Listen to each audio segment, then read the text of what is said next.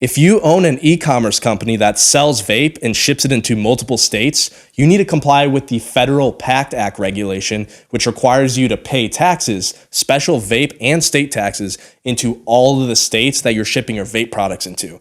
And if you've never done this before, you're about to learn it's a huge chore, because that means you need to register for up to 50 different tax licenses. And you definitely want to watch this video, because if you apply for the wrong license, you could be wasting a whole lot of time and money, because some states have actually banned B2C vape shipments, as well as various other products that are banned in certain states. So definitely watch this video so we can help you identify exactly which licenses you need to register for and come up with your very own plan before you take action. If you don't know who I am Chris with Delta 8 PACT Act. I help vape companies comply with the federal PACT Act so they can continue shipping vape online legally. If you decide to ship vape without applying for these licenses, that can lead to numerous state fines, which are proven and documented, and that could lead up to 3 years in prison. So let's just get right into the video and jump onto the computer. Okay, so in this video, we are going to be discussing how to decide which licenses you're going to apply for when getting your tax licenses for PACT Act. Now, you will need excise tax licenses and state tax licenses, and which ones you need depend on your transaction volume and also whether or not the state has excise tax. Now, some factors to consider when you're applying for tax licenses is that 30 states and Puerto Rico have excise tax. Now, 10 states have banned business to consumer vape shipments, so you'll need to exclude those, and I'll show you how to do that. Also, 26 states have banned Delta 8 and THC isomers, so make sure to speak with your lawyer to determine which products you're selling are legal in all the states you're looking to apply to. So obviously you don't want to apply for a license if there's a banned B2C vape shipment law, or if they have banned Delta 8 or any other products that are banned. Now, here's how you decide which states to apply for. If the state has excise tax, then you're also gonna need to apply for state tax, okay? But if the state does not have excise tax, meaning, by the way, excise tax refers to the state having a special tax on vape products.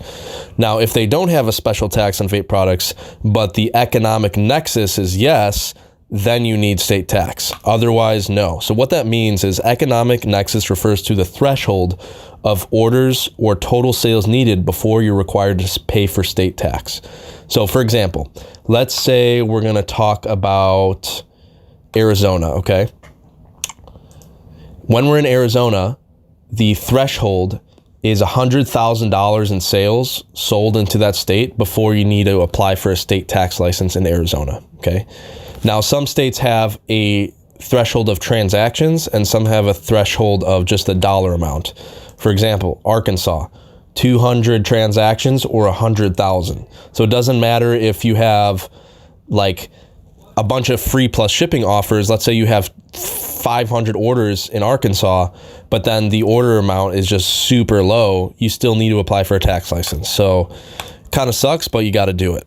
So we have the spreadsheet. We will give you access to it so you can determine which states, right? Which states have excise tax. I'm sorry, which states you pass the threshold for the economic nexus.